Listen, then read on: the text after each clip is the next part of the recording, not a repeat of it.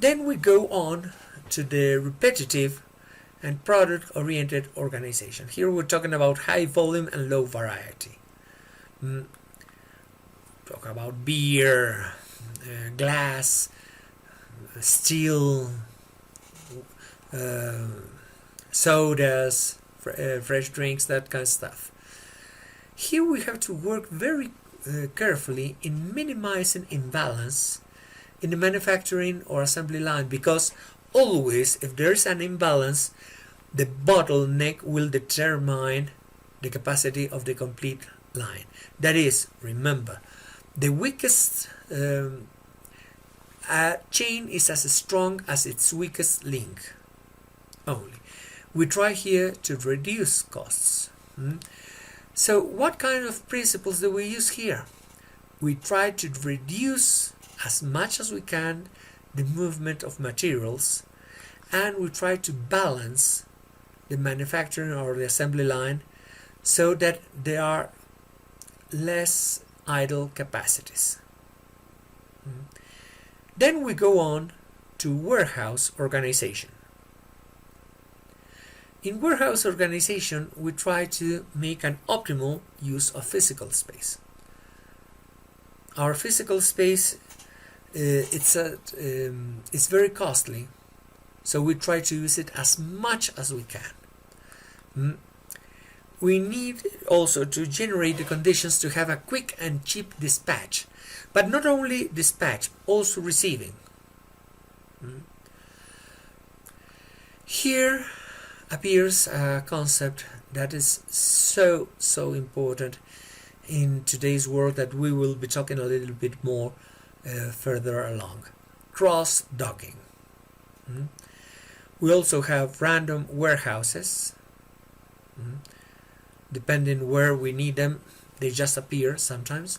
And we have customization or quasi-warehouses. Always the idea here is to reduce costs. So now let's go on to cross-docking. Why is it so important? What is cross-docking? Cross-docking is a system that prevents the placement of materials or supplies in storage by processing them for delivery as soon as they are received.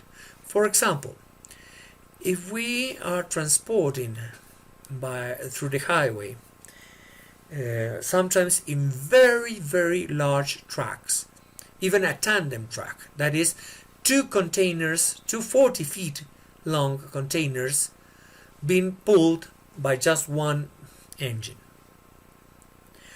That kind of truck can't go inside a city, simply because the streets are too narrow for it to be able to maneuver.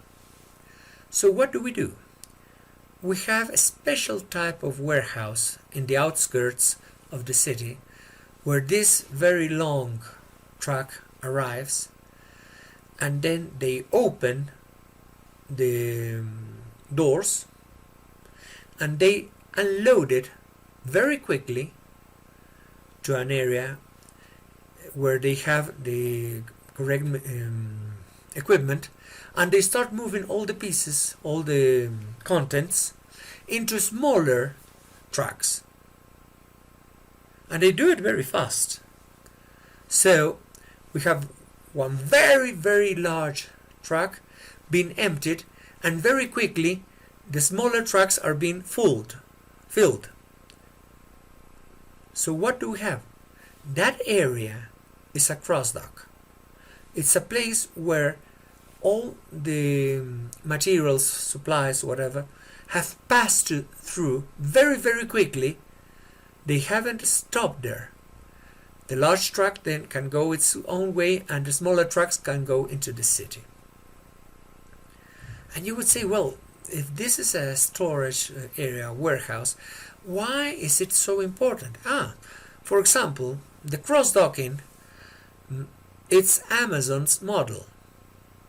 And I would ask you, how successful has Amazon been? Essentially, in concept, Amazon receives large pallets, large sizes, of products by the container, and they just derive them, reroute them in smaller chunks to the customers as fast as they can. The ideal, not only the ideal for a cross-docking facility would be to have zero inventory on hand at the end of the day. In the case of Amazon, it's so huge, it's the volume that they use, that usually they have some inventory, but not too much though. Why? Because inventory costs. It gets old, so it doesn't work that way. You need to throw it out as fast as you can. So, cross-docking is one of the biggest words today in most operations. Why? Because we reduce the cost of inventory to a minimum. So this is something where we could go on for hours without end. But I'm sorry to say, videos have to end sooner or later. So, what are the key points that we have seen here? We have seen the types of organization, that is to say fixed position, process-oriented, offices, retail commerce, stores, product-oriented. We have seen some of the factors to consider. We have talked about hybrid processes, we have talked about offices organization, retailers organization, repetitive products-oriented organization, warehouse organization, and we closed with cross-docking.